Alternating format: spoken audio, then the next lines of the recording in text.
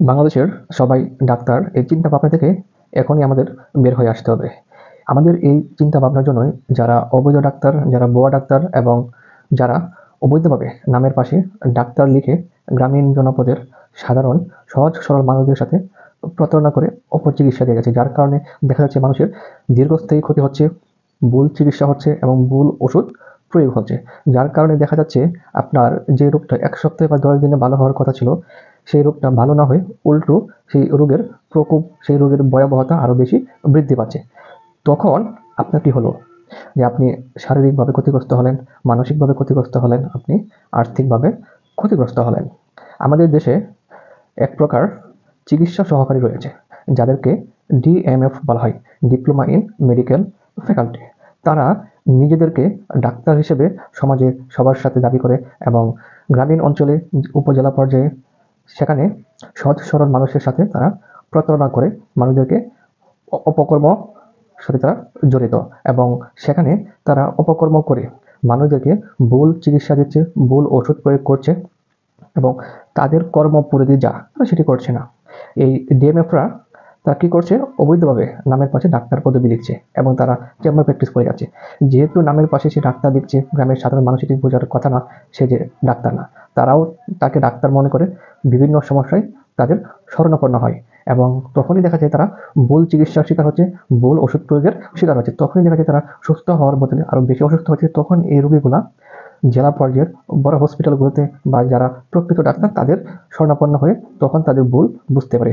তখন ভুল বুঝতে পারলেও আসলে তেমন একটি লাভ নেই, কারণ তার যা ক্ষতি হওয়ার কারণ বা যা ক্ষতি হওয়ার দরকার সেই ক্ষতিটা হয়ে গেছে অলরেডি।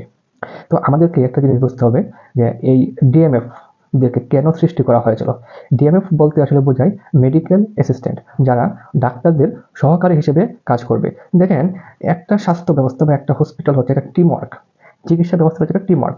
সেখানে আপনার ডাক্তার লাগবে, মেডিকেল অ্যাসিস্ট্যান্ট ডিএমএফদের প্রয়োজনীয়তা রয়েছে, নার্সদের প্রয়োজনীয়তা রয়েছে, ওটি বয়, ওয়ার্ড বয়, আয়া, দারোয়ান সহ সবারই এখানে কিছু না কিছু কর্মপদ্ধতি রয়েছে, সবারই কিছু না কিছু কন্ট্রিবিউশন রয়েছে এবং সবার কর্মপদ্ধতি আসলে সুনির্দিষ্ট। এখানে একটা রোগীকে চিকিৎসা দিতে গেলে একটা টিমের কাজ করতে হয়। সেখানে ডাক্তার কাজ করবে, মেডিকেল অ্যাসিস্ট্যান্ট তার কাজ করবে, নার্স তার কাজ করবে, ওয়ার্ড বয়, ওটি বয় তার কাজ করবে, দারোয়ান সে তার কাজ করবে। প্রত্যেকের কাজ হচ্ছে সুনির্দিষ্ট।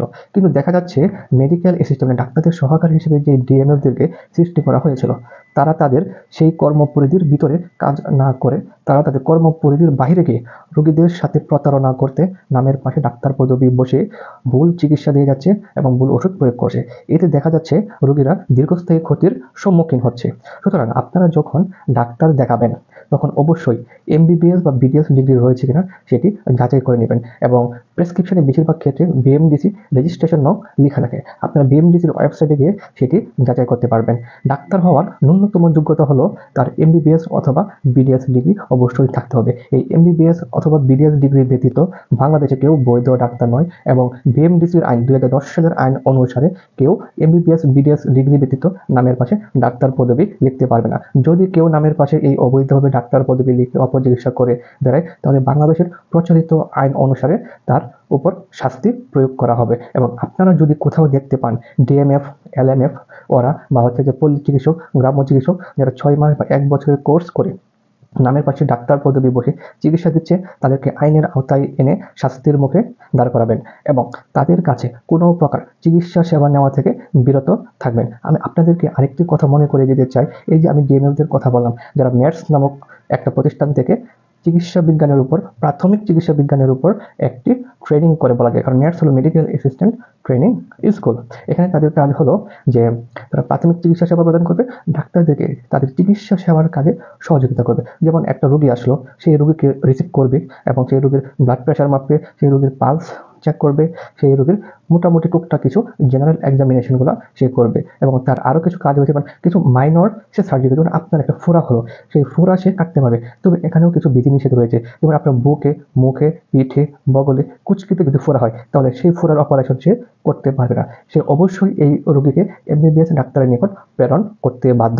যদি সে এটা না করে তাহলে প্রচলিত আইন সে অমান্য করবে এবং এই ডিএমএফ ডিগ্রিধারীদের জন্য ৭৩টি ওষুধ সুনির্দিষ্ট করা রয়েছে। তারা এই ৭৩টি ওষুধের বাইরে কোনো প্রকার ওষুধ রোগীদের উপর প্রয়োগ করতে পারবে না। এই ডিএমএফদের আরও কিছু কাজ রয়েছে, যেমন একজন চিকিৎসক রোগী দেখলেন, রোগী দেখার পর সেই রোগীদেরকে ওষুধ বুঝিয়ে দেবে, যদি কোনো উপদেশ দেন সেই উপদেশ বুঝিয়ে দেবে, যদি কোনো ব্যায়াম দেন সেই ব্যায়ামটুকু উনি শিখিয়ে দেবে। এগুলো হচ্ছে তার কাজ। যেমন হচ্ছে যে রোগীর রেকর্ড সংরক্ষণ করা, রোগীর ফাইল সংরক্ষণ করা, বা রোগী যদি কোনো কিছু জানতে চায় সেই পরামর্শটুকু সে প্রদান করবে। রোগীর ধরেন যে হসপিটালে ফোন দিল, সেই ফোন কল রিসিভ করবে। মানে হচ্ছে এই সমস্ত কাজ, মানে ডাক্তারদের সহযোগী হয়ে যে কাজগুলো করা দরকার সেগুলোর জন্যই এই ডিএমএফদেরকে সৃষ্টি করা হয়েছে। সুতরাং আপনারা ডিএমএফদের কাছ থেকে চিকিৎসা সেবা নেওয়ার বিষয়ে সবসময় সতর্ক থাকবেন। তাহলে আপনারা ভুল চিকিৎসা, অপচিকিৎসা এবং ভুল ওষুধের শিকার হবেন না, বা ভুল ওষুধ প্রয়োগের শিকার হবেন না।